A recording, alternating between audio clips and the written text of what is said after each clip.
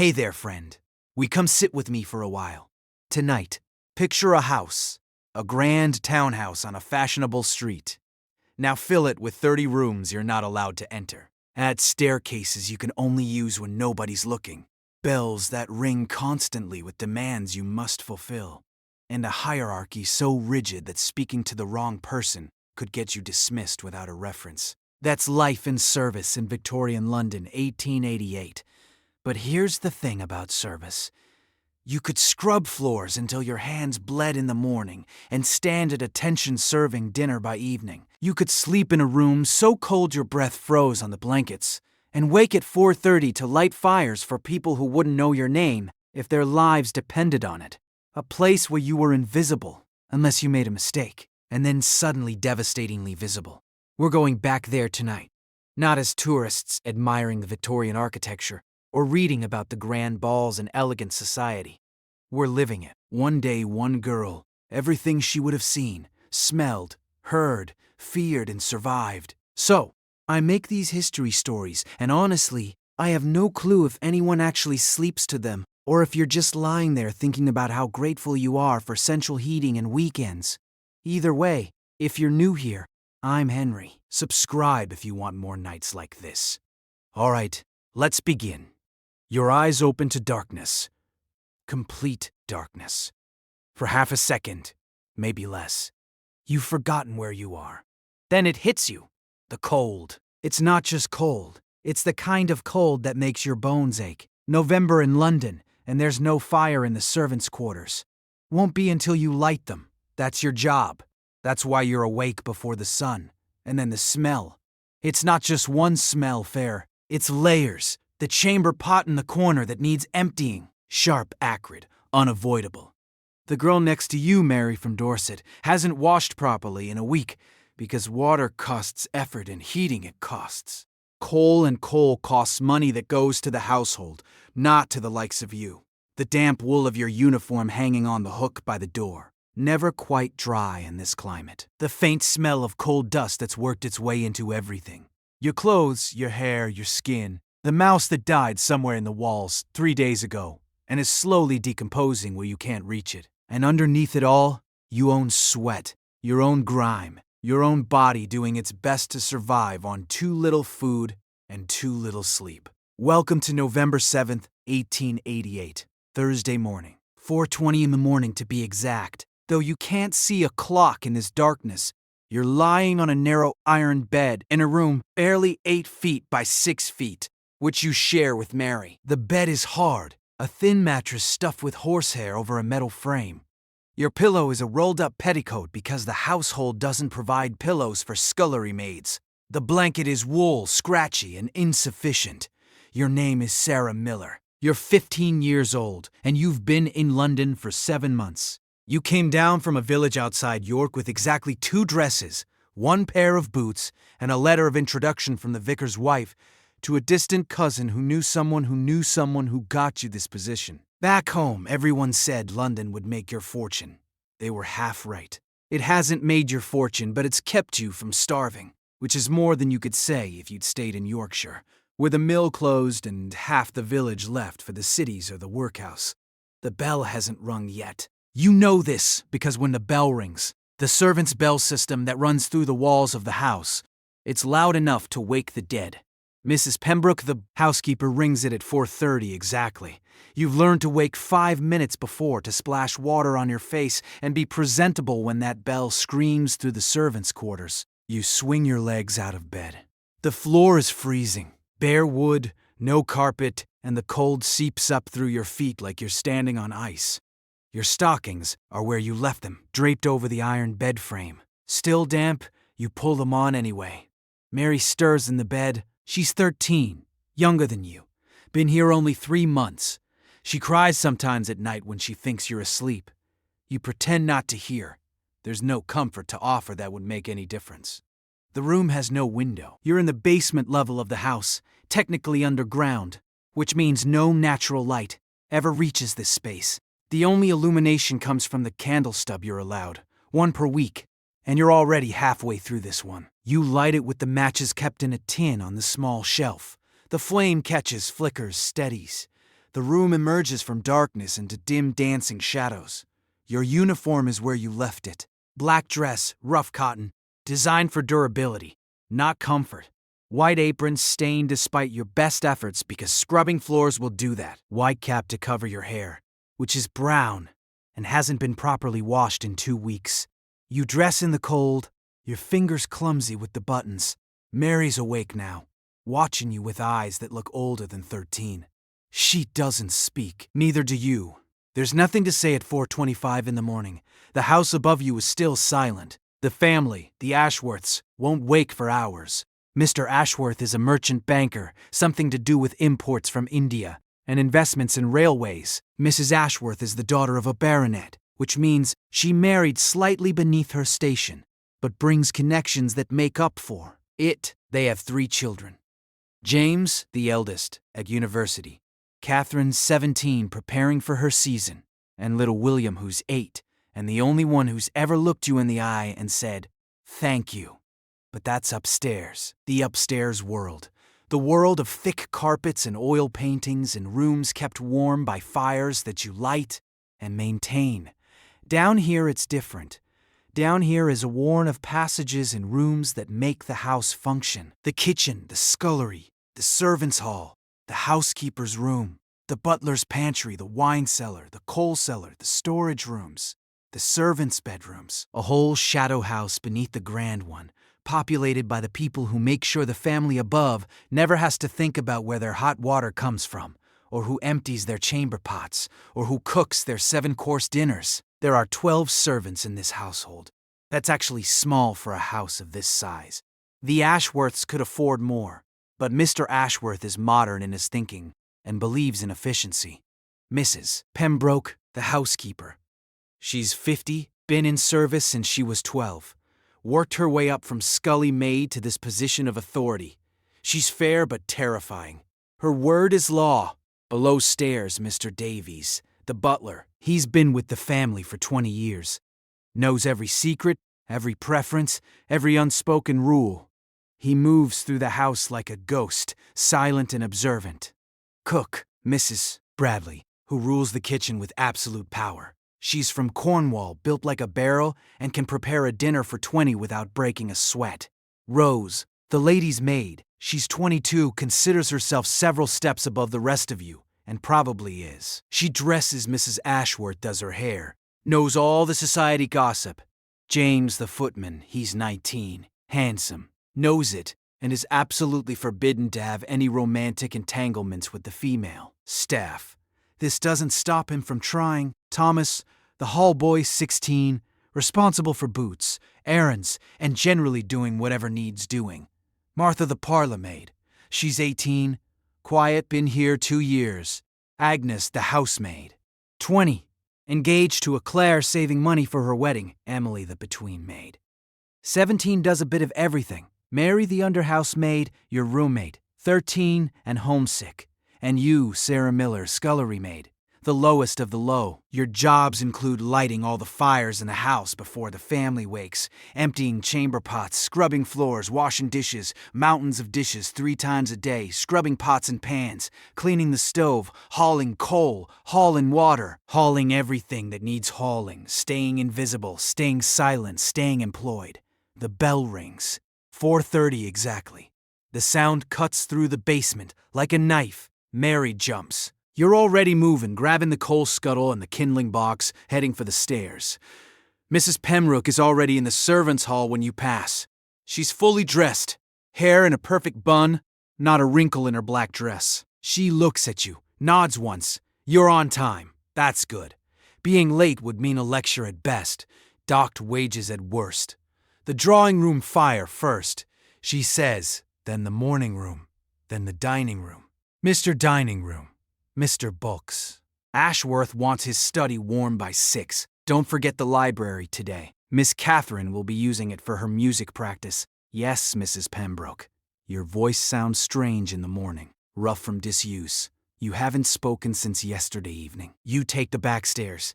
Always the back stairs. The servants' staircase is narrow, steep, unlit. You've learned to navigate it in the dark, cold scuttle in one hand, kindling in the other, feeling your way up with practiced steps. The house is still dark, silent except for your footsteps and the slight rattle of coal in the sass. Cuddle. You emerge on the ground floor in the back hallway that leads to the family rooms, and here's where you have to be careful. You're allowed in these rooms, but only when necessary, only for specific tasks, and only when the family isn't using them. You move like a ghost, quick, quiet, efficient. The drawing room first. You unlock the door. Servants have keys to every room and slip inside. The room is huge, maybe 30 feet long, filled with furniture covered in dust sheets overnight. Heavy curtains block any hint of dawn. The fireplace is cold, full of yesterday's ashes. You kneel on the hearth rug. It's thick, soft, expensive, Persian, probably worth more than you'll earn in 5 years. The ashes need clearing first. You use the small shovel to scoop them into the ash bucket, trying not to create dust. Dust means more work later. Dust means evidence that you've been here, and the point is to be invisible. Once the grate is clear, you lay the kindling, small sticks arranged in a careful pattern. You've learned the exact configuration that catches quickest paper underneath, twisted into spills. Then the coal piece by piece, building a structure that will burn hot and long. You strike a match. The paper catches. The kindling starts to crackle. You wait, watching, making sure it's properly going before you add more coal. A fire that goes out means starting over, and starting over means falling behind. And falling behind means Mrs. Pembroke's displeasure. The fire catches. The coal begins to glow. Heat starts to seep into the cold room. You're already moving to the next one. Morning room. Same process. Clear ashes. Lay kindling. Light fire. Wait to ensure it catches. Move on. Dining room. The fireplace here is larger. Needs more coal. The family will take breakfast here at 8. The room needs to be properly warm by then. Your hands are black with coal dust. Your knees hurt. Roam kneeling on hard floors. You're only on fire number 3, and you have 7 more to go. The study is next. Mr. Ashworth's private domain. Bookshelves lining every wall. A massive desk covered in papers and ledgers. The smell of pipe tobacco embedded in the furniture. You work quickly here. Mr. Butch True. Ashworth sometimes comes down early, and being caught in his study, even for legitimate work, makes him irritable. The fire laid, the coal beginning to burn. You slip out and close the door silently. The library, Miss Catherine's domain today. Apparently, this room is your favorite, though you'd never admit it. Books everywhere, thousands of them. More books than your entire village back home probably contained. You can't read most of them.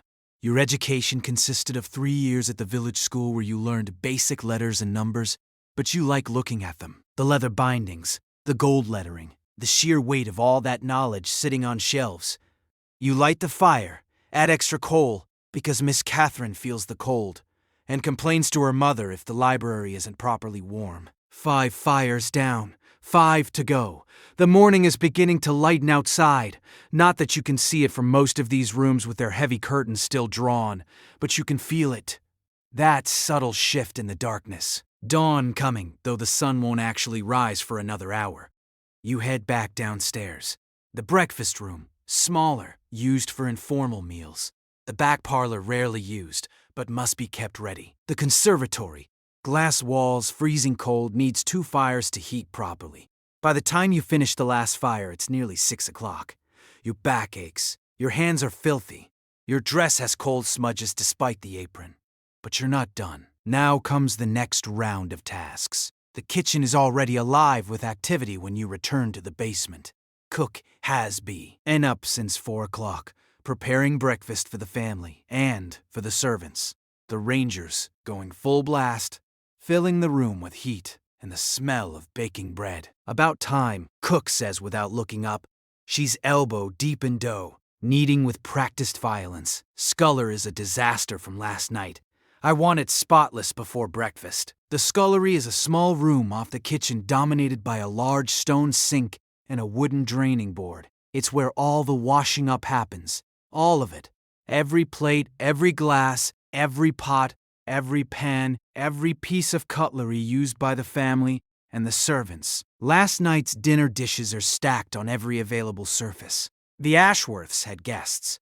8 people for dinner means multiple courses, means mountains of crockery and silverware and serving dishes. You fill the sink with water from the pump. Cold water. Heating water means firing up the copper boiler, which takes time, and coal and cook won't spare either for washing dishes. You'll do this with cold water and soap and elbow grease. The soap is harsh, lye-based, designed to cut grease, not be gentle on skin. Your hands are already chapped from weeks of this work. By winter's end, they'll be cracked and bleeding, but there's no help for it. This is the job. You start with the glasses. Crystal, delicate, expensive, each one worth more than a month of your wages. You wash them carefully. Rinse them in the second sink. Dry them with a cloth that's clean but worn thin.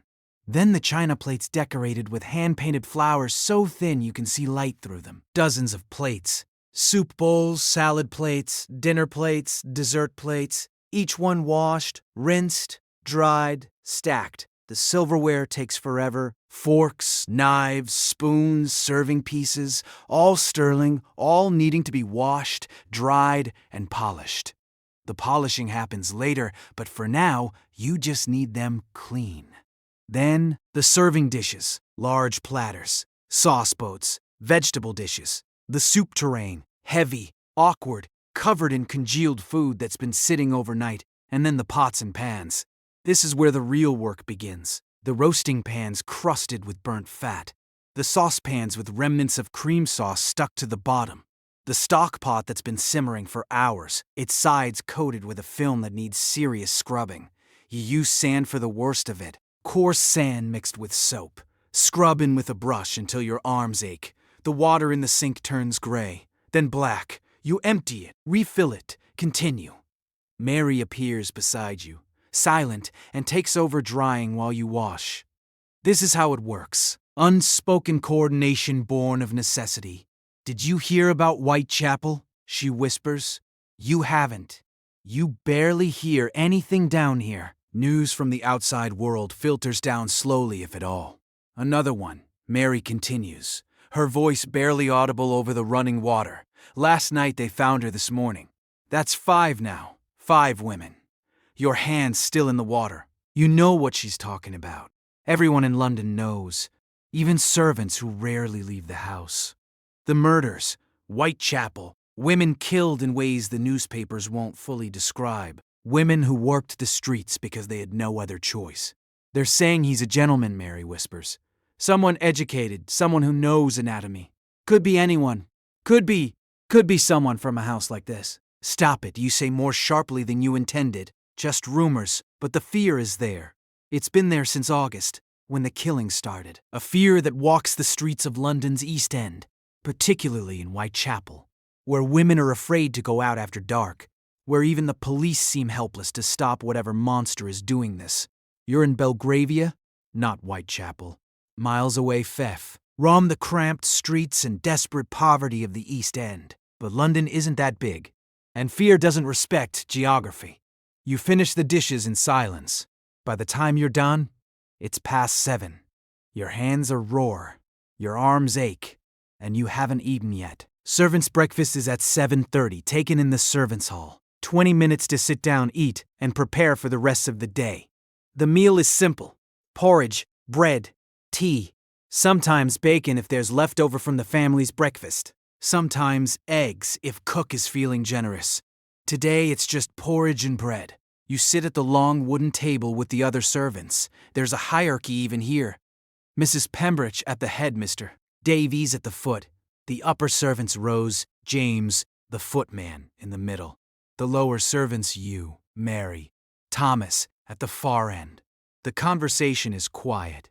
Mrs. Pembroke doesn't encourage chatter at meals. You eat quickly, mechanically, fueling your body for the work ahead. Sarah, Mrs. Pembroke says your name from her lips always means something, a task, an instruction, sometimes a criticism. Yes, Mrs. Pembroke, after breakfast, you'll help Agnes with the carpets in the upstairs hallway. They need beating. Then you're to scrub the front steps. The master noticed a stain yesterday and was displeased. Yes, Mrs. Pembroke, beating carpets means hauling them outside, draping them over the line in the back courtyard and hitting them with a carpet beater until the dust stops flying. It's exhausting work. Scrubbing the front steps means being visible to the street to passers-by, which you hate. But these aren't requests, they're borders. You finish your porridge. The tea is weak but hot. You drink it quickly, feeling the warmth spread through your chest, and then it's back to work. Agnes is waiting for you at the top of the servants' stairs. She's already pulled the first carpet, a long run, raw from the upstairs hallway, and has it rolled and ready to carry. Take that end, she says. The carpet is heavy, wool, thick, probably 12 feet long. You and Agnes struggle with it down the servants' stairs, through the basement, out the back door into the courtyard. The courtyard is small, surrounded by high brick walls. This is the servants' domain, where washing is hung, where carpets are beaten, where the coal is delivered. The family never comes here. This is as close to outdoors as you'll get today. The air is cold, damp. November in London means fog. Always fog. It clings to everything, makes the air thick and hard to breathe. The smell of coal smoke is everywhere. Thousands of chimneys burning across the city, creating a yellow-gray haze that never quite lifts. You drape the carpet over the clothesline. Agnes hands you the carpet beater, a woven wicker paddle on a long handle. Give it a proper beating, she says. Mrs. Pembroke wants them spotless. You raise the beater and bring it down on the carpet. A cloud of dust erupts. You hit it again and again. The dust keeps coming. Months of accumulated dirt from feet walking on it from London air settling into its fibers. Your arms start to ache after the first few minutes. By the 10th minute, they're burning, but you keep going because there's no alternative. The dust gradually lessens. The carpet begins to look cleaner. Agnes is working on another carpet beside you. You fall into rhythm. Swing, hit cloud of dust. Swing, hit cloud of dust. Over and over. Did you hear about the woman? Agnes asks. Here it comes again. The murders. Everyone's talking about them. Mary mentioned it. They found her in Miller's Court. Cut up. Something terrible, they say. Worse than the others. Agnes pauses her beating, wipes her forehead. I heard the police think he lives in the area. A local man. Someone the women would trust enough to go with. The how do you know all this? James heard it from the butcher's boy. And Martha heard Mrs. Ashworth talking about it with her friends yesterday. They're terrified, the ladies. Terrified that this madman might come west, might start killing women in Belgravia or Mayfair. You hit the carpet harder. We're not those women. We're not walking the streets. Doesn't matter, does it? We're still women. We're still poor. If something happened to one of us, who'd notice? Who'd notice? Who'd care? The thought sits heavy in your chest. She's right in a way. You're invisible in this house. Necessary, but invisible. If you disappeared, they'd hire another scullery maid within a week. Your family back in Yorkshire might grieve, but who else? The coppers are useless, Agnes continues. 5 women dead and they can't catch him. My Jack says it's because they're just prostitutes. So, the police don't try as hard. But I don't know. I think they're trying. They just can't catch him, because he's clever. Because he knows how to disappear. You're Jack, Agnes's fiancé, a clerk in a shipping office. They're saving money to marry, to rent a couple of rooms somewhere, to start a life together. It'll take years to save enough on their combined wages, but they're young and hopeful. You finish with the first carpet and move to the next and the next. 3 carpets in total, each one requiring the same brutal effort. By the time you're done, your arms are jelly, your back aches, and you're covered in a fine layer of dust. Right, Agnes says. Let's get these back inside before they get damp. You haul the carpets back through the basement, up the servants' stairs, lay them carefully in their positions in the upstairs hallway. The work has to be invisible. The family will walk on these carpets and never think about the labor required to keep them clean. It's nearly 10 o'clock. You've been awake for almost 6 hours. You've lit fires, washed dishes, beaten carpets, and you're not even close to halfway through your day. Front steps next. You remind yourself the front steps are a problem. They're white Portland stone, elegant and expensive, and they show every mark. Yesterday's rain has left streaks of dirt where water ran down from the street. Mr. Ashworth noticed.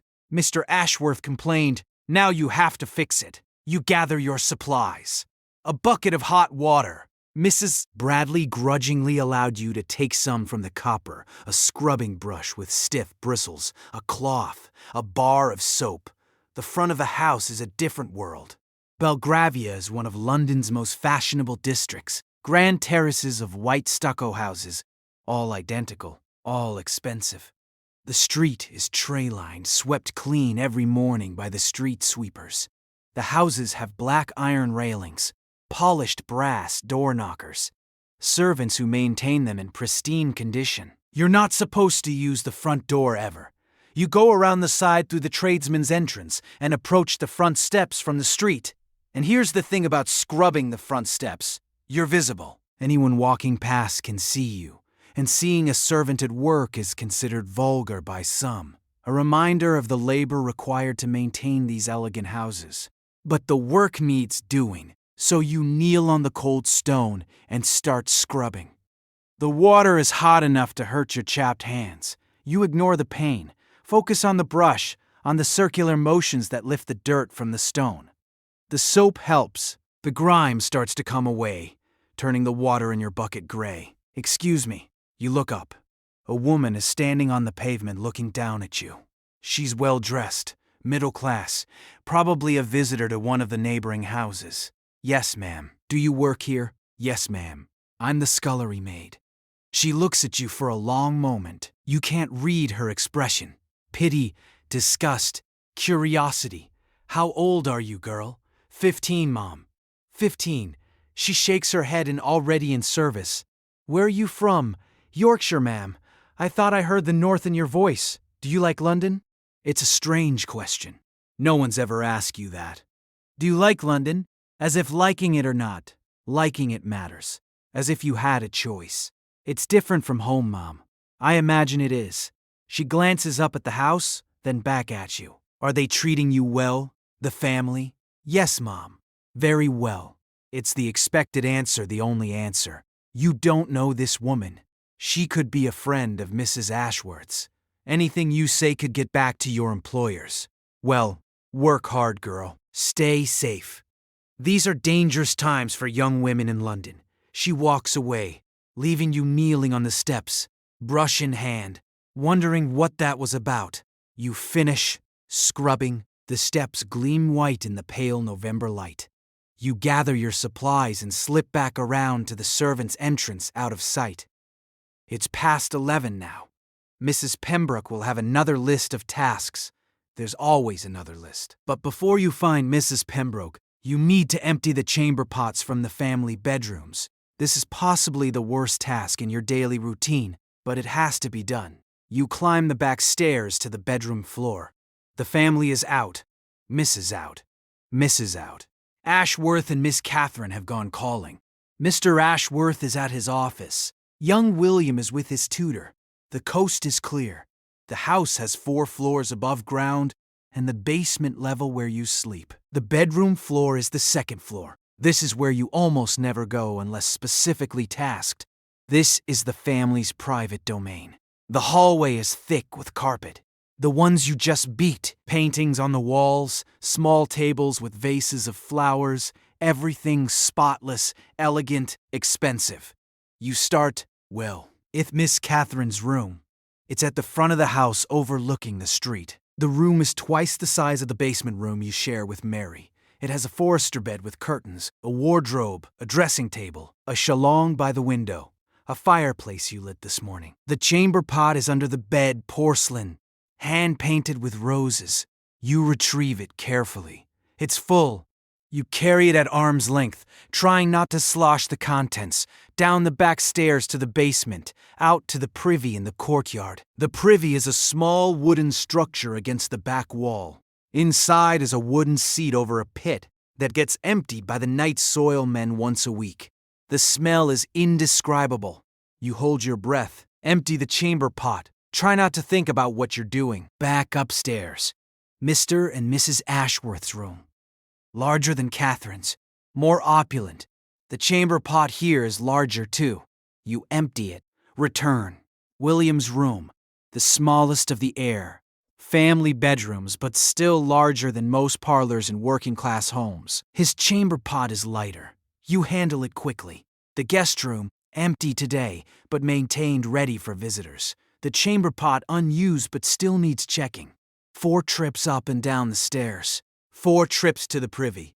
By the time you finish, you need to wash your hands thoroughly, scrubbing away the feeling of contamination, even though you didn't actually touch anything. But while you're up here, while the family is out, you allow yourself a moment. Just a moment. You slip into Miss Catherine's room, stand by the window, pull back the curtain just slightly, and there it is. London, the street below, elegant and quiet, the trees bare now in November, the identical houses marching in perfect rows. And beyond in the distance you can see the Thames, just a sliver of grey water between buildings and rising beside it. Still under construction. The Tower Bridge. They started building it 5 years ago in 1886. You've watched it grow from your occasional glimpses out windows. 2 massive towers, Gothic in style, connected by high-level walkways and bascue bridges that will lift to allow ships to pass. It's not finished yet. Won't be finished for another 6 years if the servants' hall gossip is accurate. But it's already impressive. Already a landmark. You stand there for 30 seconds, maybe a minute, looking out at the city you live in but barely see. This view from the 2nd floor of a Belgrave townhouse, it's as elevated as you'll get. Your own room has no window. The kitchen and scullery face the courtyard. You exist in a world of basement and back staircases and spaces the family never sees. But from here, from Miss Catherine's window, you can see the river, can see the cranes and scaffolding of the bridge construction, can see London stretching away in every direction, huge and endless, and full of lives you'll never touch. What are you doing? You spin around. Your heart drops into your stomach. Rose, the lady's maid, standing in the doorway, arms crossed, looking at you with an expression of severe disapproval. I was just the chamber pot. The chamber pot doesn't require you to be standing at the window, staring out like you own the place. No, Miss Rose. I'm sorry, Miss Rose. She's not that much older than you, 22. But in the servants' hierarchy, she's miles above you. She serves the mistress directly. She has status, respect, a better room, better pay. And she doesn't appreciate scullery maids invading her territory. Mrs. Pembroke is looking for you, Rose says coldly. You'd best get downstairs before she comes looking herself. You flee down the back stairs to the basement to find Mrs. Pembroke and whatever task awaits. Mrs. Pembroke is in the servants' hall with a list. Of course, there's a list. Sarah, the silver, needs polishing. The family's entertaining tomorrow night. 12 for dinner. I want every piece gleaming the silver, all of it. This is an afternoon's work at minimum. Yes, Mrs. Pembroke, you collect the silver polish, a pink paste that smells chemical and sharp, and cloths, and the wooden box containing all the silverware. You carry it to the scullery where there is space to work. The Ashworth silver is extensive. Knives, forks, spoons in 3 sizes each. Serving spoons, serving forks, sauce ladles, soup ladles, fish servers, cake servers, butter knives, sugar tongs, all sterling, all requiring polish. You start with a fork. Apply the polish, let it dry to a haze, buff it with the cloth until it shines. The tarnish comes away, leaving bright silver underneath. 1 fork down. Approximately 87 pieces to go. It's mindless work. Your hands move automatically, while your mind wanders. You think about home. Yorkshire feels like another lifetime. The village where you grew up with its stone cottages and sheep-dotted hills. Your mother worn thin by childbearing and poverty. Your father, a laborer in the mill until it closed. Your 3 younger siblings all still at home, all needing feeding. You send money home, most of your wages. You earn £14 a year, just over £1 a month, and you send 10 shillings home every month. That leaves you with 2 shillings a month for yourself, for soap, for replacing worn stockings, for the occasional letter home. It's not much, but it's more than you'd have in the village. More than most girls your age have. You're lucky, really. Lucky to have this position. Lucky to have food and shelter and employment. That's what you tell yourself on the hard days. On the days when your hands bleed from the lye soap and your back aches from scrubbing floors and you're so tired you could cry, but you can't, because crying is weakness and weakness gets you dismissed. You're lucky. Remember that. Lucky. You've finished the forks. Move on to the knives. The blades need careful attention. Can't scratch them. Can't leave any residue. Cook is preparing lunch in the kitchen. The smell of soup and fresh bread fills the basement. Your stomach growls. Servant's lunch isn't until 1 o'clock. It's only noon now. Mary appears in the doorway. Sarah, Mrs. Pembroke says, you're to help serve lunch upstairs today. Martha's ill. Your hand still on the knife you're polishing. Serve upstairs? You've never served upstairs. That's the parlor maid's job. Or the between maids, not the scullery maids.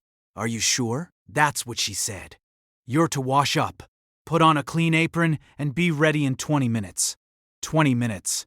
You look down at yourself. Your dress is stained with coal and polish. Your hands are black. Your hair is probably escaping its cap in all directions. You abandon the silver, rush to the scullery pump. Scrub your hands and face with cold water and harsh soap. Run to your room. Change into your least stained dress. Tie on the clean apron Mrs. Pembroke provides for occasions like this. Pin your hair more securely under your cap. You've never been above stairs while the family's present.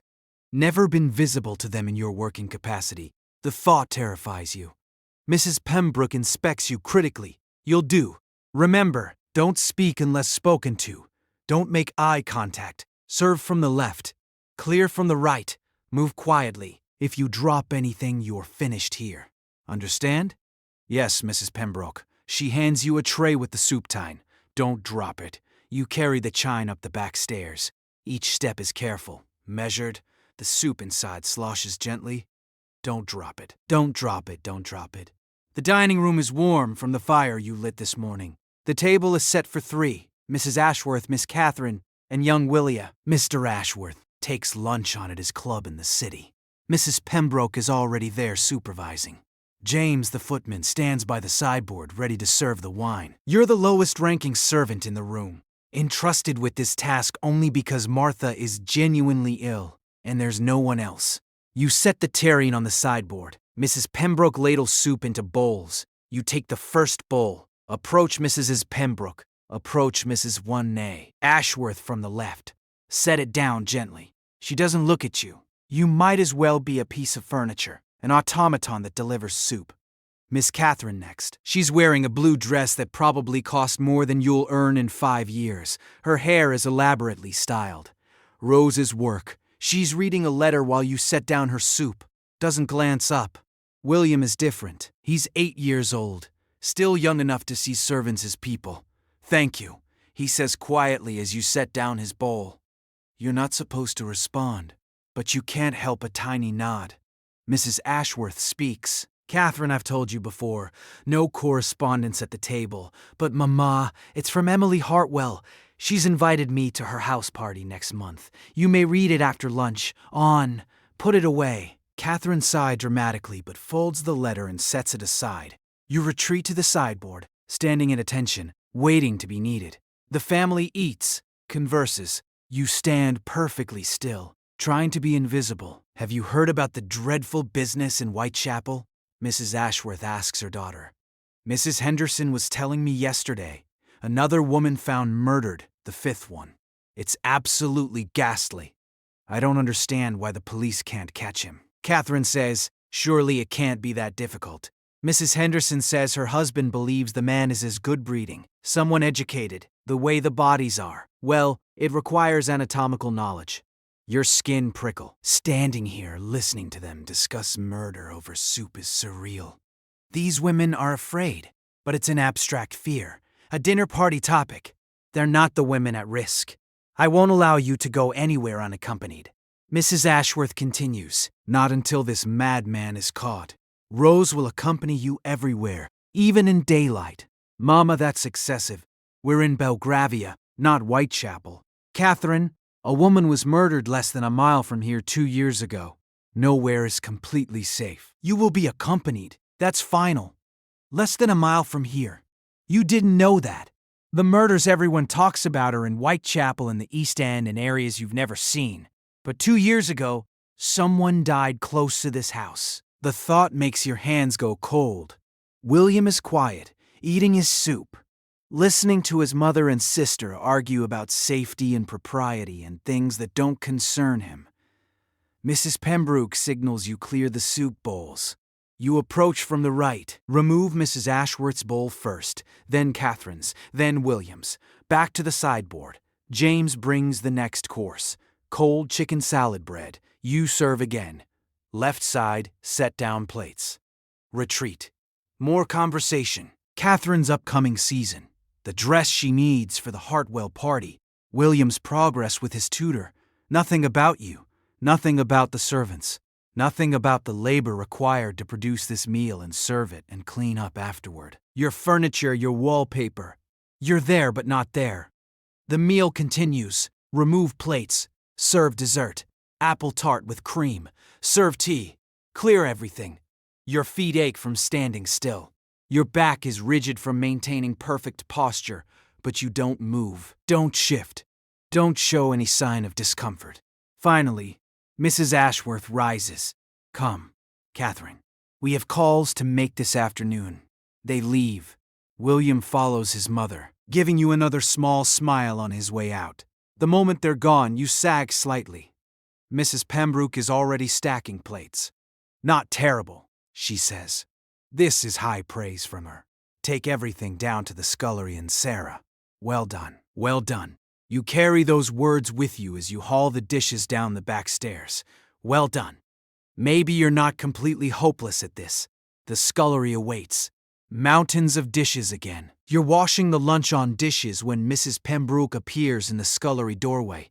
Sarah, I need you to run an errand. An errand outside? Away from the house? Your heart lifts slightly? You love errands. Love them. Even though they mean walking London streets, even though they're usually urgent and stressful, they mean being outside, seeing the world beyond this house. Cook needs supplies from the grocer. Here's the list and the money.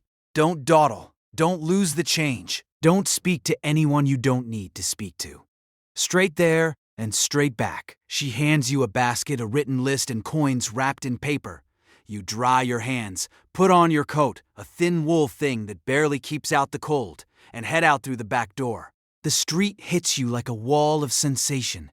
After hours in the controlled, quiet interior of the house, the noise and smell and movement of London are overwhelming.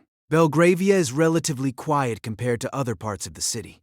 But it's still London, still 1888, still the largest city in the world, with over 5 million people crammed into every available space. The fog is thicker now. Not the terrible pea soupers that sometimes shut down the city for days, but thick enough that you can't see more than 100 feet in any direction. The air tastes of coal smoke. Every chimney in London burning coal, creating this perpetual yellow-gray haze that hangs over everything. You walk quickly, head down, bass, kit on your arm. A servant on an errand is unremarkable, invisible, which is exactly how you want to be. The grocer is on Elizabeth Street, about 10 minutes walk. You know the route. You've done this errand a dozen times before. Past the grand houses, all identical with their white stucco fronts and black iron railings. Past the occasional carriage depositing or collecting well-dressed people. Past other servants, other workers, the machinery that keeps wealthy London functioning. A crossing sweeper works at the corner where 2 streets meet. A boy about your age sweeping horse manure and mud out of the way so pedestrians can cross without soiling their boots. He has a cap set out for coins. You have no coins to spare. You step carefully around the sweat path and continue. The grocer shop is warm and fragrant. Coffee, tea, spices, dried goods. Mr. Travers, the grocer, knows you by sight. Ashworth House. Yes, sir. Cook sent me. You hand him the list. He reads it, nods, starts gathering items. Sugar, flour, tea, dried fruit, spices. His hands move quickly. Practiced. He wraps everything in brown paper, ties the parcels with string. That'll be 7 shillings and 4 pints. You count out the coins carefully. Mrs. Pembroke will check the change. Any discrepancy means trouble. Mr. Travers hands you the parcels. You pack them carefully in your basket. Nasty business in Whitechapel, he says conversationally. You're careful walking about, I hope. I am, sir. Good. Young girls shouldn't be out alone these days. Not with that maniac loose. It's strange how everyone talks about it. The murders are miles away in a completely different world. The impoverished East End, where life is cheap and desperate. But the fear has spread across the whole city, rich and poor alike. Everyone's afraid. Thank you, sir. You leave the shop basket heavier now and start back toward the house. But then you pause. You have maybe 20 minutes before Mrs. Pembroke will start wondering where you are. 20 minutes of freedom, and you're only a few streets from the river from a view of the Tower Bridge construction. You shouldn't. You should go straight back. But when will you get another chance? You turn south, walking quickly toward the Thames. The bridge is impossible to miss. Even in the fog, the two massive towers rise above everything else in this part of London. Gothic Revival architecture.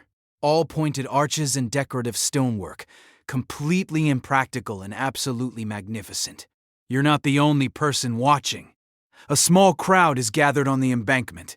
Workers on their breaks, children playing. People like you who can't resist the spectacle of something this enormous being built. The construction site is chaos organized by iron will. Hundreds of workers swarm over the structure. Riveters, stonemasons, iron workers, engineers. The sound is incredible. Hammering the clang of metal on metal shouts. The creak of cranes lifting massive blocks of stone. The towers are nearly complete, each one built on enormous foundations sunk deep into the riverbed. They started by building underwater using caissons. Men working in compressed air chambers to excavate the river bottom and pour concrete. Several workers died in those caissons, crushed, drowned, or killed by the bends when they came up too fast from the pressurized chambers. Nobody talks about those deaths much. Deaths in construction are common, expected, the price of progress. The towers are built from Cornish granite and Portland stone. Over 70,000 tons of material raised piece by piece from barges and platforms. The towers are 213 feet high. You heard someone say that once. Don't know if it's accurate, but they're certainly the tallest things you've ever seen. Between the towers, the high-level walkways are constructed. Suspended platforms where pedestrians will be able to cross even when the bascule bridges below are raised to let ships pass. The bascule mechanism, the part that will lift the roadway, isn't installed yet. That's still to come. You stand there, basket on your arm, looking at this thing that shouldn't be possible. This bridge that will span the Thames, that will allow traffic to cross, while still letting tall ships sail upriver to the Pool of London. It's 1888. You're watching Victorian engineering at its peak. Steam, power, iron construction, modern hydraulics, all being combined to create something that will still be standing in 100 years. 200. A man stands next to you also watching. He's dressed like a Clare. Shabby Gentile worn suit. Ink-stained fingers. Magnificent, isn't it? He says, you shouldn't respond. Shouldn't engage with strangers, but he seems harmless, and you're both just watching the bridge. Yes, sir, it is.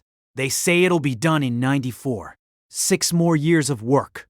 Can you imagine? 6 years to build a bridge. It's very large, sir. He laughs. Indeed it is. The engineering is remarkable. Do you know how the basils will work? Hydraulic power. Water pressure and massive accumulators will lift those 1,000-ton roadways as easily as you lift your basket. Science and industry, young lady. This is the modern age.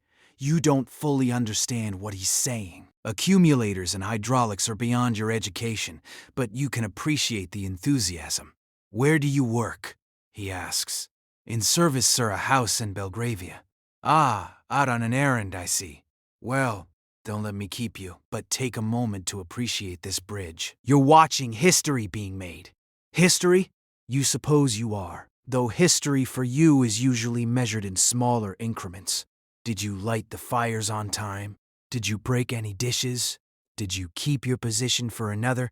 Ready. But yes, this bridge, this is history. on a scale you can see and touch and stand in awe of you. Realize you've been gone too long.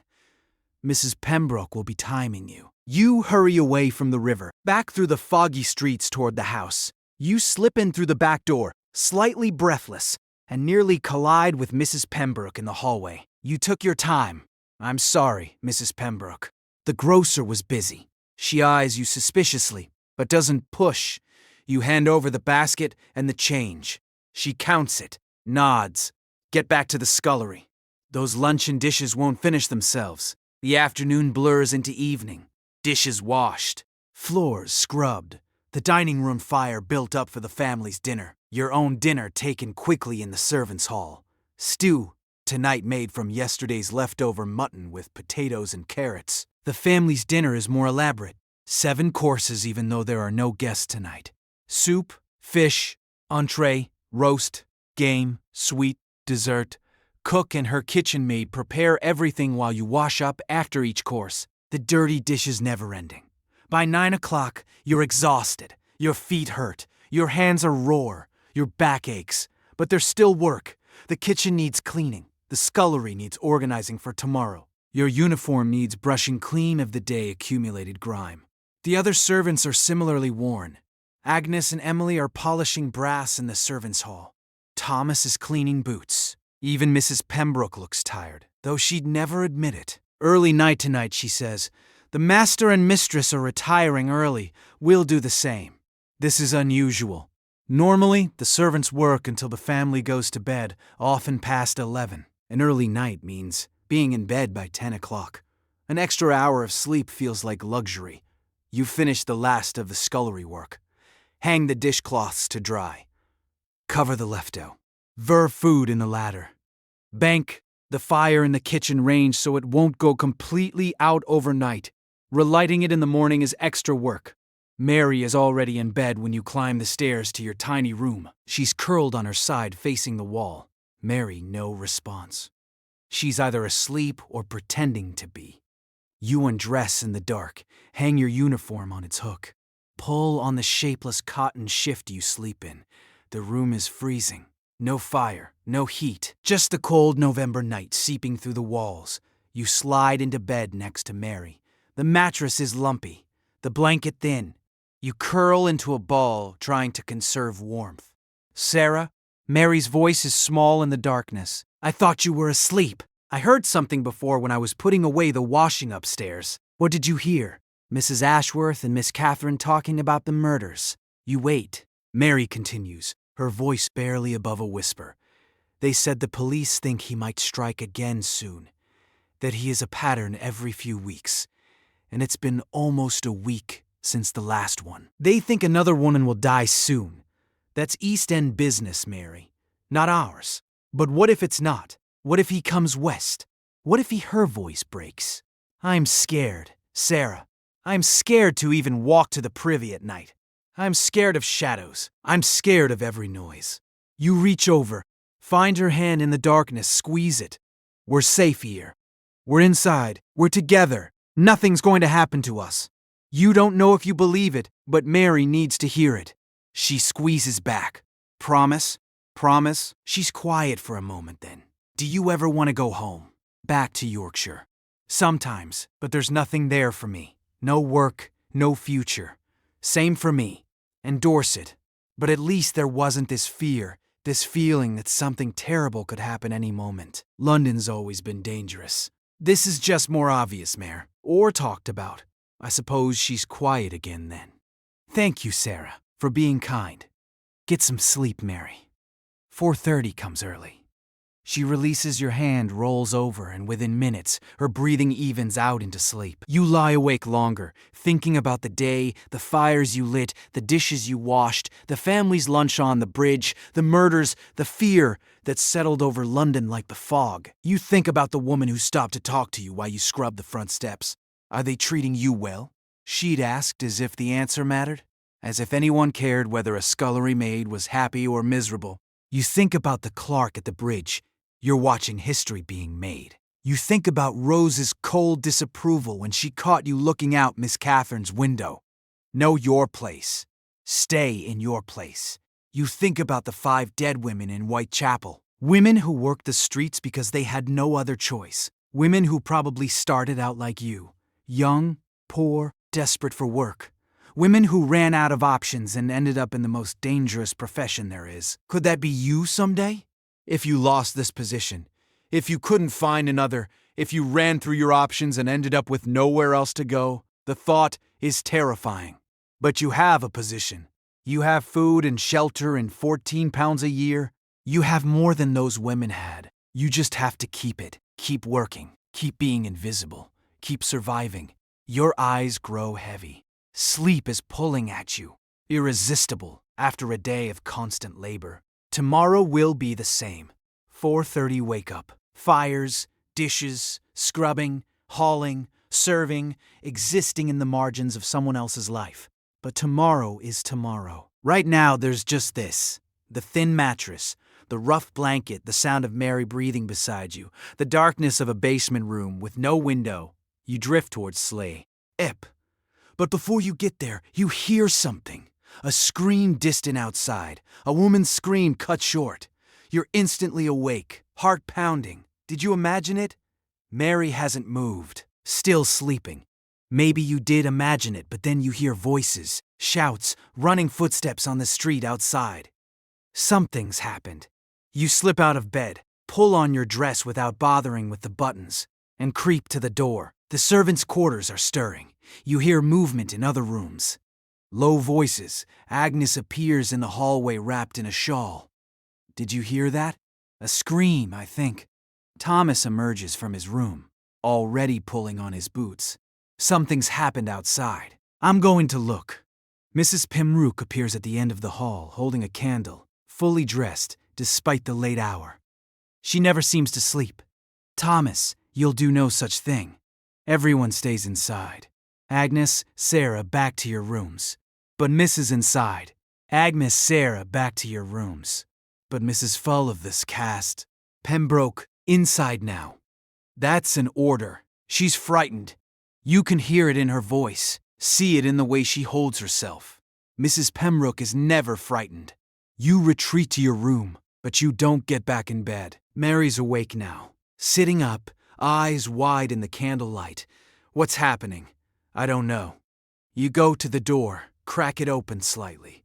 Mrs. Pembroke is in the servants' hall now, talking in low tones with Mr. Sepper's hall. Now talking in low tones with Mr. Sepper's hall. Davies, who's appeared from his room in his dressing gown. Police, you hear? Someone should notify. Not our concern, but if something's happened nearby. You can't make out full sentences, but the fear is obvious. Footsteps on the floor above. The family is awake too. You hear Mr. Ashworth's voice commanding, asking questions. Time passes in strange suspension. Minutes or hours. You can't tell. You and Mary huddle together, listening, waiting. Finally, there are footsteps on the basement stairs. Mr. Davies appears in your doorway. Girls, there! Been an incident on the next street. A woman was attacked. The police are there now. You're to stay inside.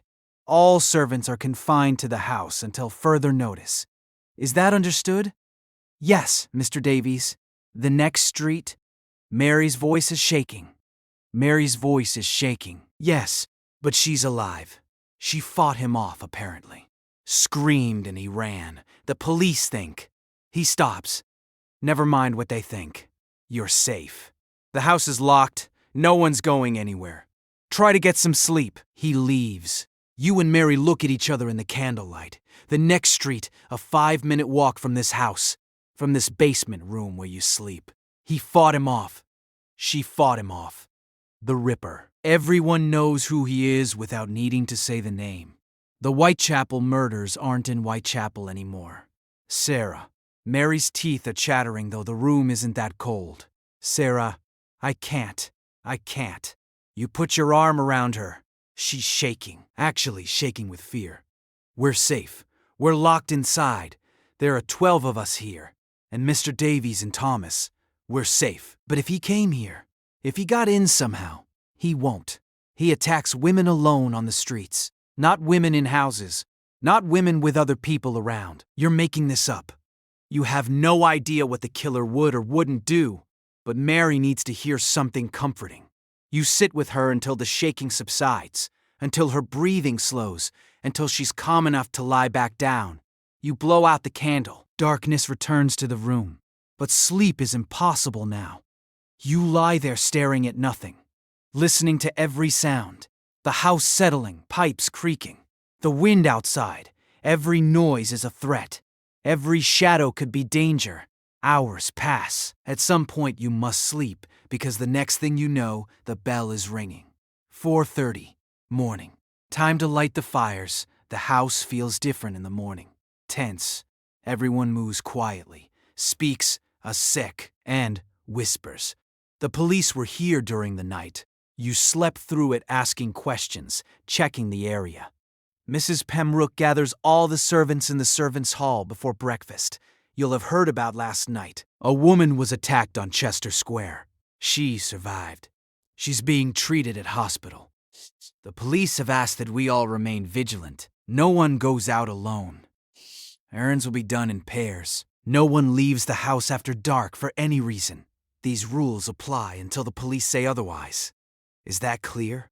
A chorus of yes, Mrs. Pembroke. The family is understandably concerned. We will all do our part to ensure their safety and ours. Now the work continues. Sarah, the fires. You gather your coal scuttle and kindling. Thomas accompanies you up the back stairs. The new rule about pairs applies even inside the house when moving between floors. The drawing room fire, the morning room, the dining room. Each one laid and lit with Thomas standing watch at the door, as if the Ripper might leap out of a cupboard. It's absurd, but it's also terrifying because he was here on Chester Square, one street away, walking the same streets you walk, breathing the same foggy air. The woman survived. That's what they keep saying. She fought him off, but that means he's getting bolder, ranging farther from Whitechapel, attacking in better neighborhoods. No one is safe. You finish the fires, return to the basement, help with breakfast, preparation. The family's breakfast today is subdued. You don't serve. Martha's recovered enough to take her duties back, but you hear about it from James. Mr. Ashworth is furious. He reports, wants to know what the police are doing, says the commissioner should resign, says no one's safe in their beds. He's not wrong. Cook says grimly, the day proceeds, work continues, but the fear is there underneath everything. In the way people jump at Dan noises, in the way everyone checks and rechecks that doors are locked, in the whispered conversations that stop when anyone comes near. By evening, the story has changed. The woman wasn't attacked by the Ripper at all. It was a husband, a drunk, violent, a domestic incident. Nothing to do with Whitechapel. The relief is palpable, but the fear remains because it could have been him. Next time it might be, and then somehow life continues. November becomes December. The fear remains, but it becomes normalized. Background noise. The murders continue in Whitechapel. Another woman in early December, though the details disputed, but no more incidents in Belgravia. The work continues. Fires lit every morning, dishes washed after every meal, floors scrubbed, chamber pots emptied, the endless cycle of maintenance that keeps the house running.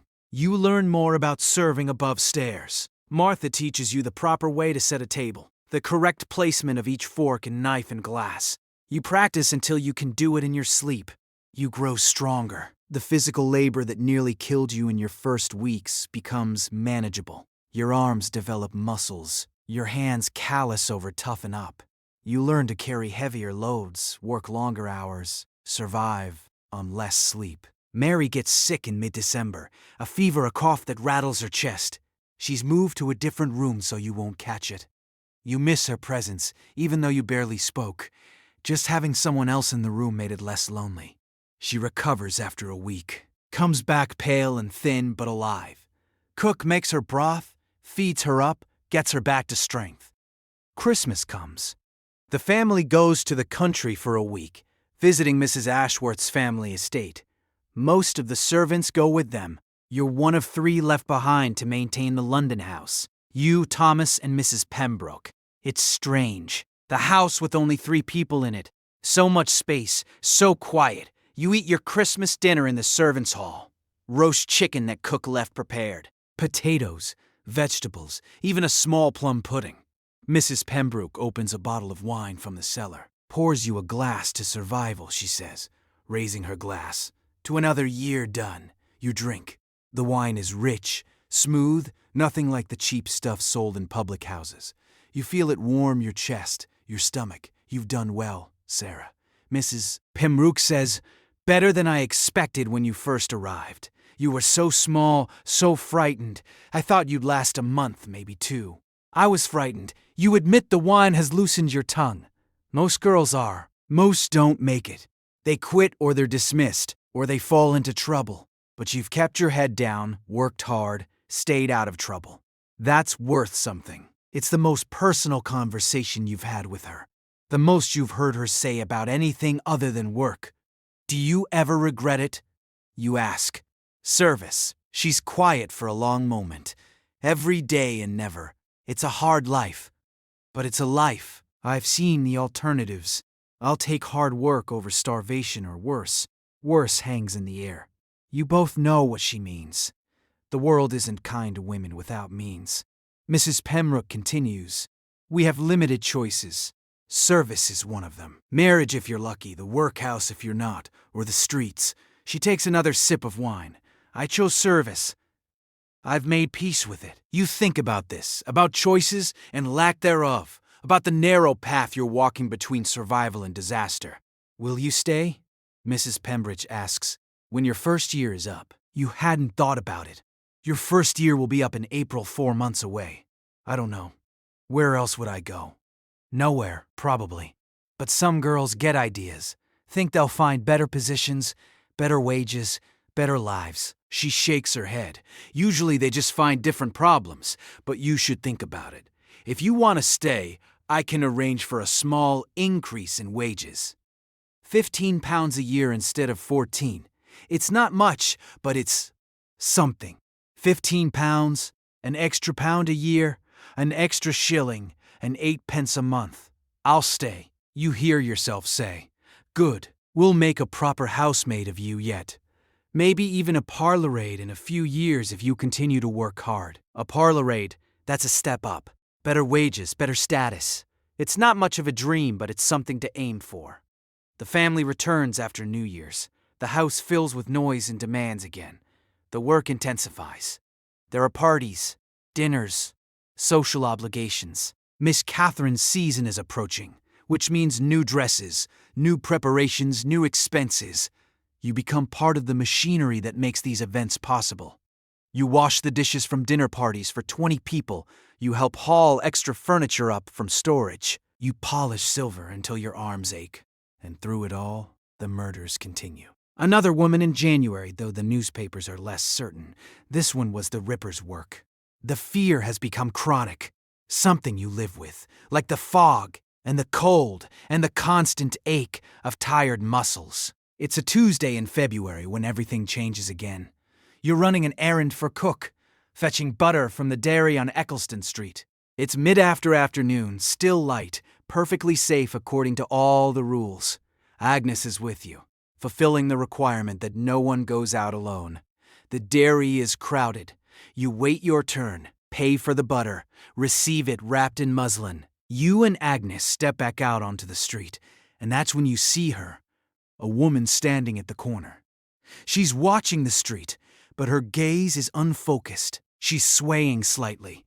Drunk, you think at first, but then you see her dress torn, muddy, blood-stained. Her face is bruised. Her hair is falling out of its pins. Agnes, you whisper, look. Agnes sees her too. For a moment, neither of you moves. Then the woman's eyes focus on you. She takes a step forward, stumbles, catches herself against a wall. Please, she says, her voice is hoarse. Please help me. You should walk away. You should ignore her. She's probably drunk, probably a prostitute, probably trouble. But she's also hurt. She's also a woman who needs help. You cross the street. Agnes follows reluctantly. Up close, the woman is younger than you first thought. Maybe 25. Her dress under the filth was once respectable. Working class but decent. What happened? You ask. There was a man. He tried to. She can't finish the sentence. She's shaking so hard her teeth chatter. Did he hurt you? She nods, touches her face where the bruises are darkest. I fought him. I ran. But he Agnes is pulling at your sleeve. Sarah, we need to go. This isn't our business. But you can't just leave her. Where do you live? Pimlo. But I can't. I can't go back like this. My landlord will think she'll think I was. The implication is clear. The woman is afraid of being accused of prostitution. Is there someone we can fetch? Someone who can help you? My sister. She works near here in a house on Belgrave Square, the Morrison house. She's a cook. If you could just tell her Ellen needs her. Ellen, you repeat. Your sister is the cook at the Morrison house. Yes, please. I'll wait here. Just tell her. Agnes is shaking her head. Sarah. No. We'll be late getting back. Mrs. Pembroke, this will take 10 minutes, you say. Come on. You find the Morrison house. It's only 3 streets away. You approach the servants' entrance. Knock. A kitchen maid answers. I need to speak to the cook. It's urgent. Her sister's been hurt. The kitchen maid's eyes widen. She disappears. A moment later, a woman appears, older, solid, with Ellen's eyes. What's happened? Where is she? You explain, quickly. The woman, Mrs. Sish. You explain quickly. The woman, Mrs. Sish. Shaw, the cook, doesn't hesitate. She grabs her cloak, tells the key. Chen made to cover for her. Follows you back to where Ellen is still waiting. The reunion is brief and emotional. Mrs. Shaw wraps her sister in her cloak, murmurs reassurances, shoots you a look of gratitude. Thank you. I'll take her from here. Bless you for helping.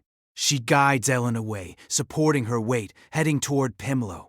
You and Agnes hurry back to your own house. You're only 15 minutes late, but Mrs. Pembroke is waiting. Where have you been? The dairy was crowded, Mrs. Pembroke. We had to wait. She eyes you suspiciously, but accepts the explanation. The butter is delivered to cook.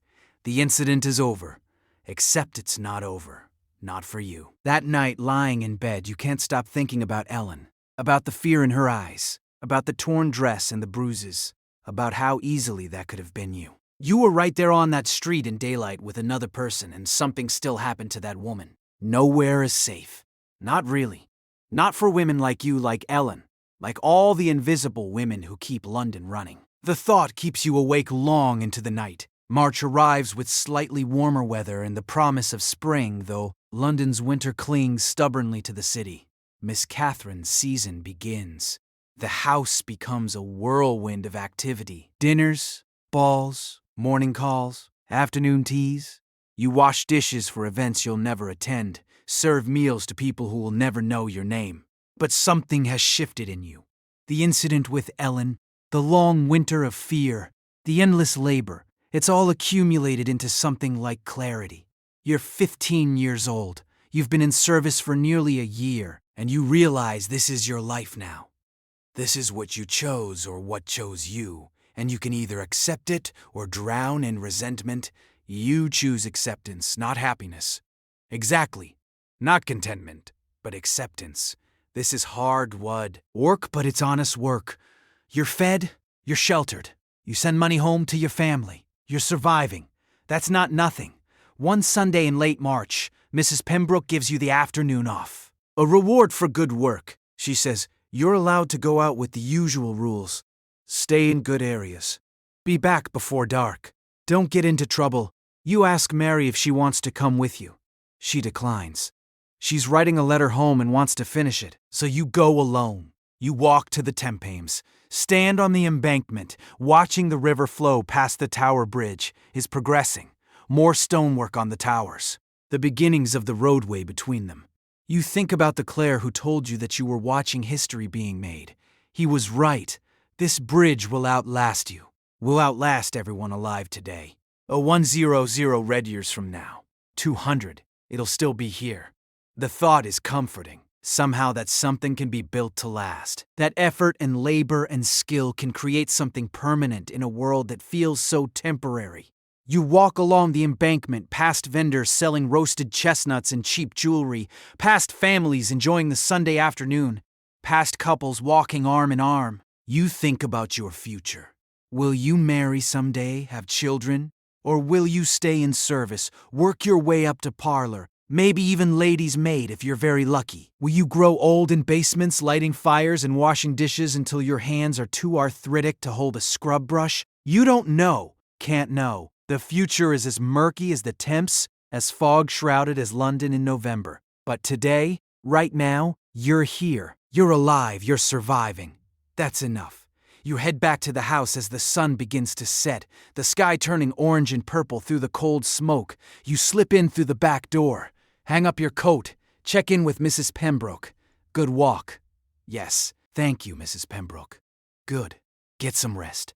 Tomorrow's Monday. We have a busy week ahead. Monday? Of course. The cycle continues.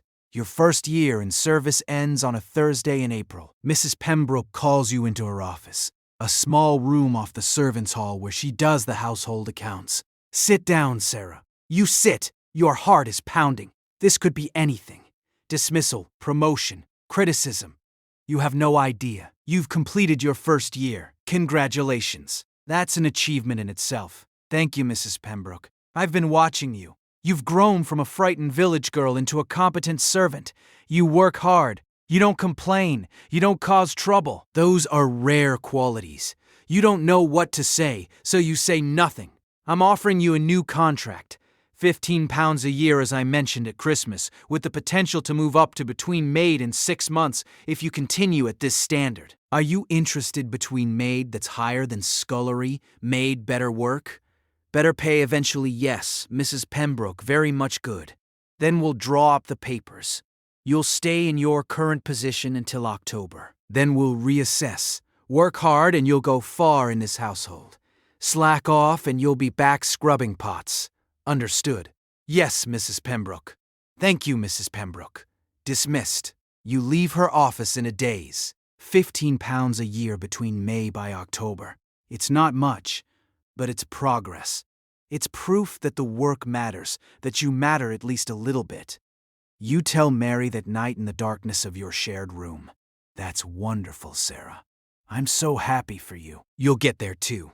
Just keep working hard. I hope so. I want to make something of myself. Not just stay at the bottom forever. You won't. We won't. We'll both move up. We'll both make it. You don't know if you believe it, but saying it makes it feel possible. Spring becomes summer. The London heat is the oppressive. The city bakes under the sun. The fog replaced by thick, humid air that's somehow even harder to breathe. The work doesn't lessen, but it changes. Less coal to haul for fires, but more work keeping the house cool. Windows opened, curtains drawn against the sun. Extra cleaning because dust blows in from the streets. The Ripper murders have stopped. The last confirmed killing was in November 7 months ago. The police are still investigating, but the panic has faded. London has moved on to other scandals, other fears. You've moved on too. The fear that kept you awake at night has settled into general wariness. You're still careful when you go out, still aware of your surroundings, but the acute terror is gone. Life has become routine. Wake at 4:30, light fires, wash dishes, scrub floors, serve meals, wash more dishes, sleep, repeat. But in the routine, there's a kind of peace. You know what to expect. You know what's expected of you. You're good at this work now, competent, sometimes even confident. Thomas leaves in July. He's found a position as a footman in a grander household with better wages. You'll miss him. He was kind in his way. Never made you feel stupid for not knowing things. A new hall boy arrives, younger, greener. You help train him, show him the ropes. It feels strange being the experienced one, the one teaching instead of learning. Agnes gets married in August. A small ceremony at the local church, followed by a tea in the servants' hall that Mrs. Pembroke permits. Agnes is radiant in a simple dress, her Jack proud and nervous in his Sunday suit. You'll find someone too, Agnes tells you at the celebration. You're still young, plenty of time. You're not thinking about marriage. You're thinking about October, about the promise of moving up to between maid, about earning £17 or £18 a year instead of 15, about MASH. eventually having a room of your own instead of sharing small dreams, but there. Yours, Mrs. Pembroke keeps her word. In October, you're promoted to between maid. Your wages increase to £17 a year. Your duties change, less scrubbing, more service work. You help the parlor maid and the housemaid with their tasks. You serve at table more often. You're visible to the family more frequently, though you're still expected to be invisible when convenient. The promotion comes with the uniform upgrade. A slightly better dress, a cleaner apron. Small things, but they mark your new status. Mary is genuinely happy for you. See, I told you you'd move up. You will too. Just give it time. But Mary's struggling. She's been sick on and off all autumn. A cough that won't go away. She's thin, always cold, always tired. You're worried about her, but you don't know what to do. Mrs. Pembroke has noticed too, but hasn't said anything yet. November arrives again, a full year since the panic, since the night someone screamed on Chester Square and you thought the Ripper had come to Belgravia. The anniversary passes unremarked. The murders are old news now. The city has other concerns. You're 16 now. You've been in London a year and a half. You've survived. You're surviving. That's more than many can say. Mary collapses in the scullery 2 weeks before Christmas. One moment she's washing dishes. The next she's on the floor unconscious, water soaking her dress. You scream for help. Mrs. Pembroke comes running between you. You get Mary to her bed. Send for the doctor. He examines her, asks questions, looks grave. Consumption, he says. Early stages, but unmistakable. She needs rest, good food, fresh air, preferably country air. The London fog is the worst thing for her. Consumption, tuberculosis, a death sentence for many, especially for poor girls who can't afford treatment. Mrs. Pembroke writes to Mary's family. They arrange for her to return to Dorset. The vicar there runs a small charity hospital where she might recover. Mary leaves 3 days later. You help her pack her few belongings. She cries, clinging to you. I don't want to go. I don't want to leave. You have to get better. Will I see you again? Of course you will. You'll recover, and you'll come back and we'll share a room again. You both know you're lying. Consumption patients rarely recover. And even if Mary does, she won't be strong enough for service work again. This is goodbye. She leaves in a cab, Mrs. Pembroke accompanying her to the train station. You watch from the basement window as the cab pulls away. You never see Mary again. You hear months later that she died in February peacefully, in her sleep. At least she was home with her family. The news hits you harder than you expected. You didn't know her that well. You shared a room for a year and a half, but you weren't close friends. Just two girls surviving in the same space. But she was yours in a way. Your roommate, your companion in the darkness, the person who squeezed your hand when she was frightened. And now she's gone. You get a new roommate, a girl from Sussex, 12 years old. Terrified. You try to be kind to her the way Mary was kind to you. It's all you can do. It's been a year and a half since that first morning, when you woke in darkness and smelled the layers of London for the first time. Since you lit your first fire, washed your first dish, learned what it meant to be invisible. You're 16 now, nearly 17, are between maid with £17 a year and the possibility of promotion to housemaid by summer if you continue to work hard. You've changed. Your hands are permanently rough, calloused, the nails broken despite your best efforts. Your back is stronger. Your arms have muscles you never had in Yorkshire. You walk differently, quicker, more purposefully. You talk differently. London phrases creeping into your speech, your Yorkshire accent fading. You've seen things. The Tower Bridge slowly rising from the Thames. The fear that gripped London during the Autumn of Terror. A woman beaten and bloodied on a street corner. Your roommate dying of consumption. You've learned things. How to make a fire catch on the first try. How to polish silver until it gleams. How to carry 3 plates at once without dropping them. How to be invisible when necessary and present when required. How to survive. The city that terrified you doesn't terrify you anymore. You know its rhythms. You know which streets to avoid, and which are safe. You know the smell of the tempames at low tide and the taste of the cheap tea they serve in the servants' hall. You know the sound of the church bells marking the hours and the feel of fog on your skin. London has become home. Not comfortable, not easy, but home nonetheless. You think sometimes about the girl you were, the frightened 15-year-old who arrived with 2 dresses and a letter of introduction. She seems like a stranger now, someone you used to know. Who are you now, between maid in a Belgravia townhouse? A survivor of London streets and London service, a girl becoming a woman, though not in the ways girls in novels become women.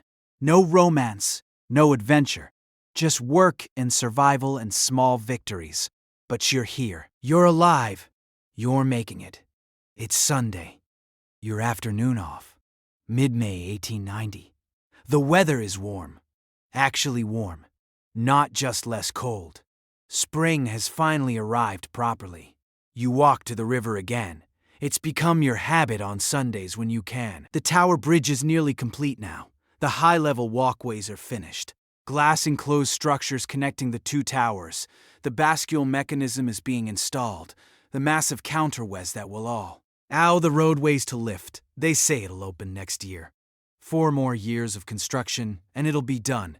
You stand on the embankment watching workers swarm over the structure. Still making history. Still building something that will outlast all of you.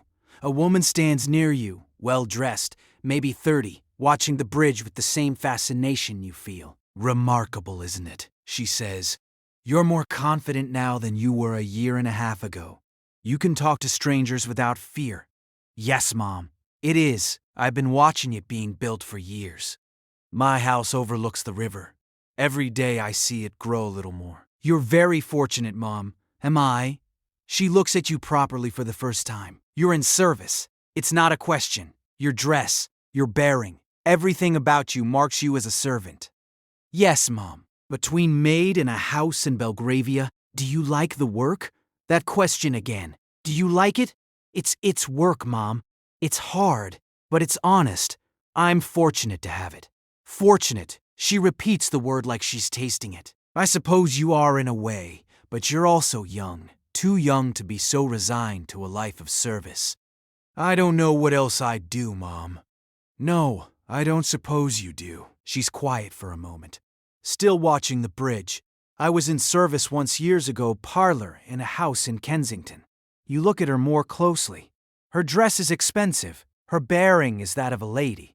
How did she go from Parliament to this? I'm married, she says, as if reading your thoughts. Claire, we worked hard, saved money, bettered ourselves. He's a manager now. We have our own house, our own servants. That's wonderful, ma'am. Is it? Sometimes I'm not sure. I look at the girl who does my scullery work. She's 14 from Wales, terrified of everything.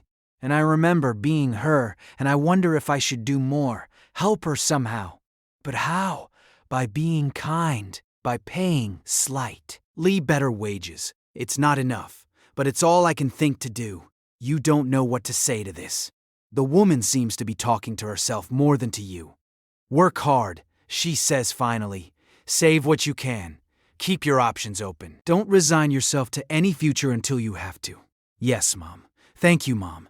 She walks away, leaving you standing by the river, thinking about futures and options and the narrow path between service and something else. You return to the house as the sun sets. The city is painted gold and orange. Beautiful, despite the cold smoke, despite the poverty, despite everything ugly about it. You slip in through the back door. The kitchen smells of the roast cook is preparing for the family's dinner. The servants' hall is quiet. Most of the others are out on their own half-days. You go to your room. The new girl, Lizzie, is there writing a letter home. She looks up when you enter. Did you have a nice afternoon? I did. Did you? I stayed here. I'm still too frightened to go out alone. You'll get used to it. I was frightened too at first. Really? You seem so confident, like you've always known how to manage here. You almost laugh. Confident. If she'd seen you a year and a half ago, she wouldn't think that. It comes with time. Just keep working. Keep learning. It gets easier. I hope so. You change into your work dress. There are still chores before bed. The dinner dishes won't wash themselves. But before you go back down to the scullery, you stand in the doorway of your tiny room and look at it. Really look at it. This room that has no window, that's freezing in winter and stuffy in summer, that you share with a constantly rotating series of frightened girls fresh from the country. This room that represents the absolute bottom of the household hierarchy. It's not much, but it's yours for now until you move up again. Get a better position. Maybe a vent. Usually a room of your own. Small dreams, but they keep you going. You head down to the scullery. The dishes are waiting. They're always waiting. But you don't mind as much as you used to. This is your work. This is your life, and you've learned to make peace with it. Days become weeks. Weeks become months. The calendar pages turn. June, July, August. The heat is oppressive again. London in summer, thick and humid and reeking. You wash dishes in water that barely feels cool. You scrub floors until sweat drips into your eyes. You haul water and coal and laundry and everything else that needs hauling. But you're strong now. The work that nearly broke you in your first months is manageable. Difficult, yes. Exhausting, yes. But manageable. You're promoted to housemaid in September. £18 a year. Your own room, tiny, barely bigger than a closet, but yours alone. No more sharing. No more listening to another girl cry herself to sleep. The room has a window, small, high up, facing the back courtyard, but it's a window, natural light, a view of the sky. You stand at that window the first night, looking out at the narrow slice of London. You can see mostly just the courtyard and the wall beyond. But above the wall, the sky, stars, if the smoke isn't too thick, the moon waxing toward full.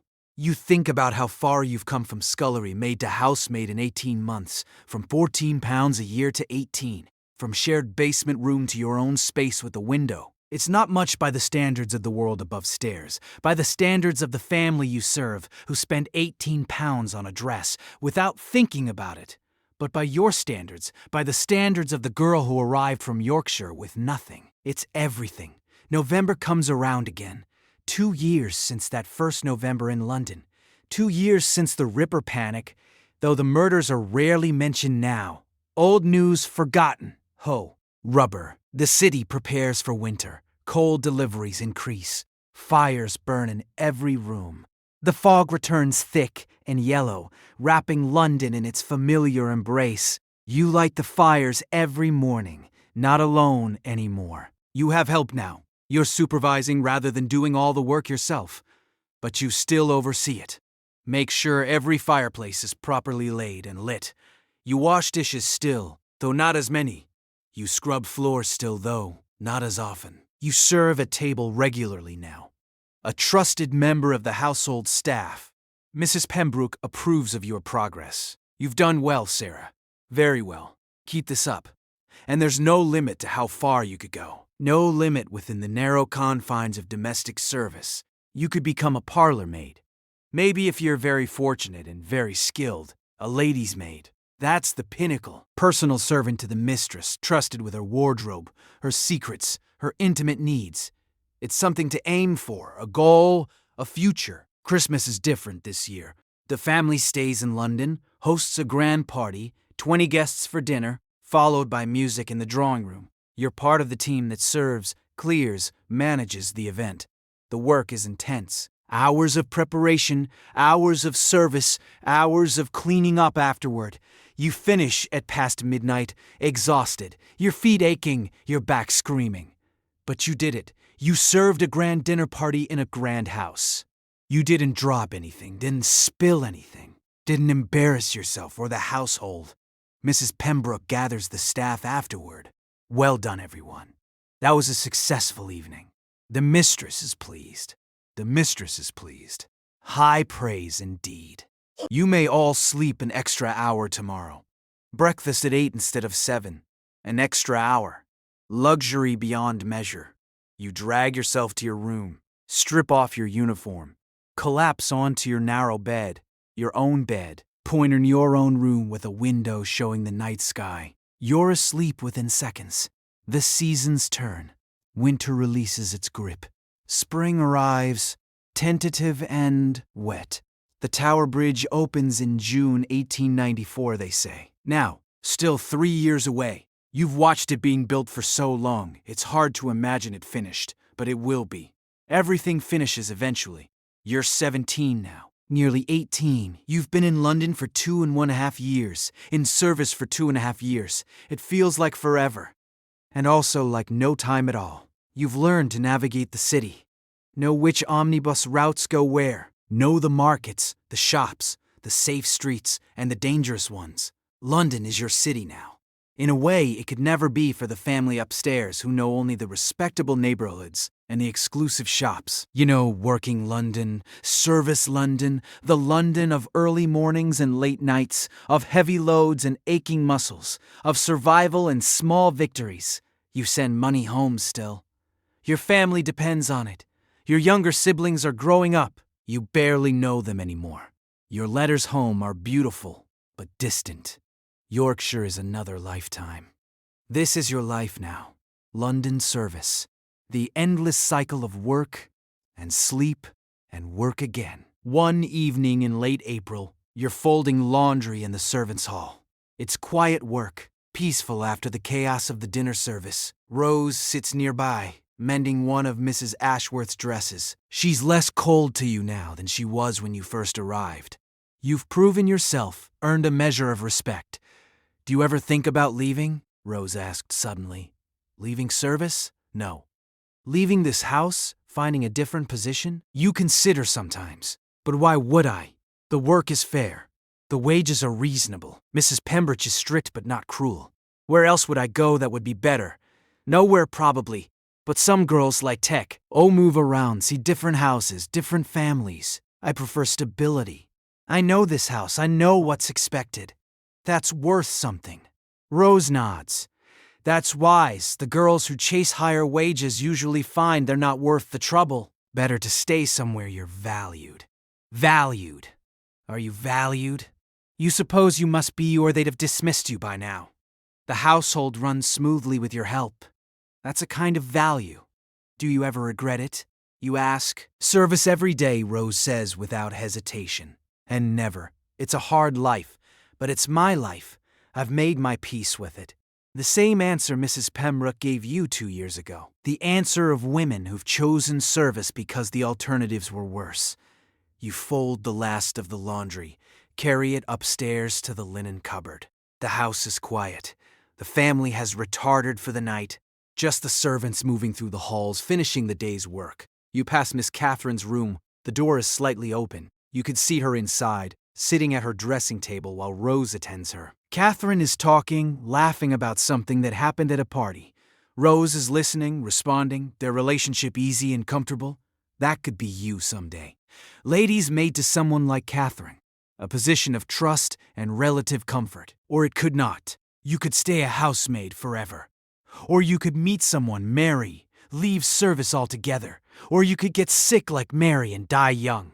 Or you could grow old in basement, your hands gnarled with arthritis, your back permanently bent. You don't know, can't know. The future is uncertain. All you can do is work hard, save what you can, and hope for the best. It's a warm evening in July. You finished your work early, a rare occurrence. Mrs. Sitch, or Corso. Pembroke has given you permission to sit in the courtyard for half an hour before bed. You take a chair outside. Tea. The courtyard is small, but it catches the evening sun. The air is warm, almost pleasant. You can hear the city beyond the walls, horses, voices, the distant rumble of traffic.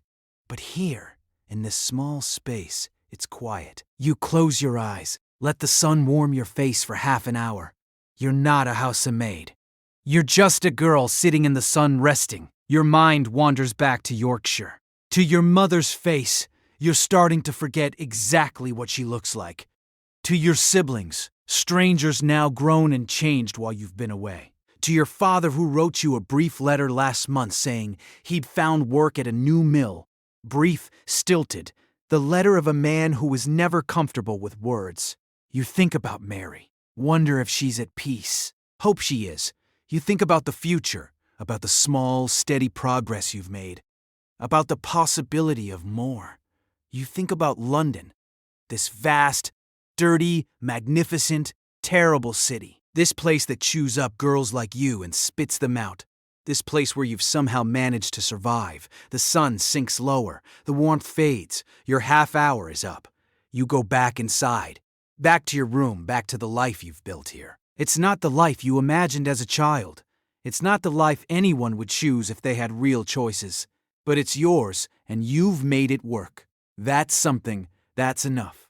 Night falls. The house settles into its evening rhythms. The family retires to their rooms. The servants finish their tasks and drift to their quarters. You're in your room now. Your own room. Small and plain, but yours. You light your candle. You're allowed one full candle a week now. A luxury compared to the stubs you had as a scullery maid. The flame catches, flickers, steadies. Warm light fills the small space. You undress slowly. Hang your uniform on its hook. Pull on your nightdress worn thin but clean. Wash your face and hands in the basin of cold water. Brush your hair 100 strokes the way your mother taught you back in Yorkshire. Back when you were a different girl. Your bed is narrow but comfortable. You've learned to sleep anywhere in any conditions. But there's something comforting about this particular bed, about knowing it's yours. That no one else will climb in beside you. That this small space is your territory. You slip under the blanket. The room is cool but not cold. Summer in London, warm enough that you don't need extra covers. Through your window you can see the sky. Not much of it, just a rectangle of darkness between buildings. But enough to see stars if you look hard enough. The city lights and the coal smoke obscure most of them, but they're just barely. A few points of light. You think about the day, the fires you lit this morning, the breakfast dishes, the silver you polished, the luncheon you served, the afternoons spent beating carpets in the courtyard, the dinner service, the endless dishes afterward. A day like every other day, and tomorrow will be the same, and the day after that. This is your life. This is what you've built. This is what you're building toward. Small victories, small progress, small dreams, but they're yours. Your eyes grow heavy, the day's labor catching up with you, your muscles relaxing, your mind slowing down. Tomorrow will come soon enough. 4:30, wake up, the bell that never fails, the work that never ends. But that's tomorrow. Right now there's just this. The quiet of your room, the comfort of your bed, the small satisfaction of having survived another day. You've come so far from the frightened 15-year-old who arrived in London 2.5 years ago. That girl barely knew how to light a fire, could barely navigate a conversation with a shopkeeper, was terrified of everything. You're not that girl anymore. You're stronger, more capable, more confident. You're a survivor, a Londoner, a young woman finding her way in a world that doesn't make it easy. The sounds of the house fade. The last footsteps on the floors above. The last murmured conversations in distant rooms. Everything settling, everything quiet. Just your breathing slow and steady in and out. Just the darkness soft and complete. Just the fading day slipping away into memory. You're warm enough, fed enough, safe enough. You have work that matters, people who depend on you. A place in the world, however small, that's more than many have. That's enough. Let your eyes close. Let the tension drain from your shoulders, from your back, from your hands that have worked so hard all day. Let it go, all of it. The dishes can wait until tomorrow. The fires can wait. The endless tasks can wait. Right now there's just this. Just rest. Just the soft darkness pulling you down into sleep. Centuries will pass. The London you know will change beyond recognition. The house you work in will be torn down and rebuilt. The streets will be paved differently. The fog will clear as they ban coal fires. The Thames will be cleaned.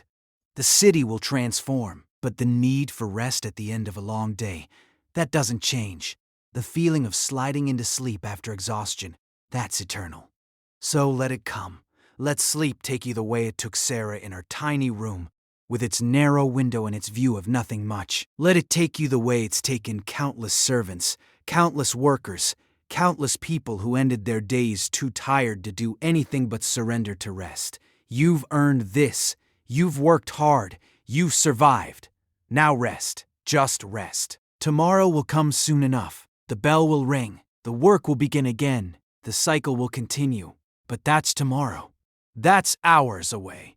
That's someone else's problem. Right now, there's just the darkness. Just the quiet. Just the slow, inevitable drift into sleep.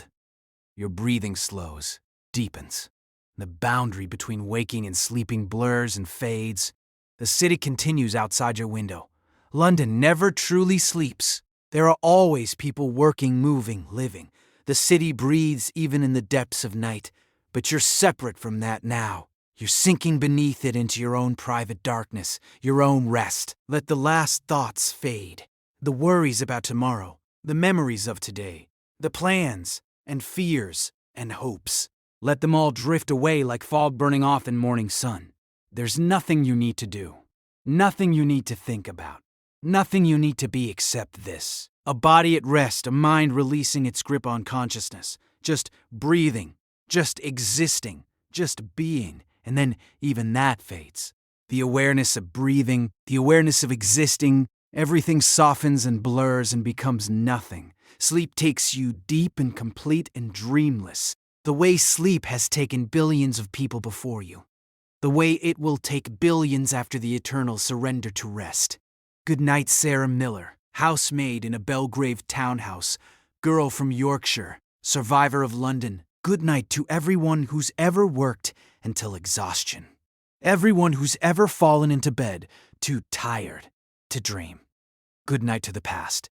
To 1888, 1889, 1890, 1891. To Victorian London with its fog and fear and endless labor.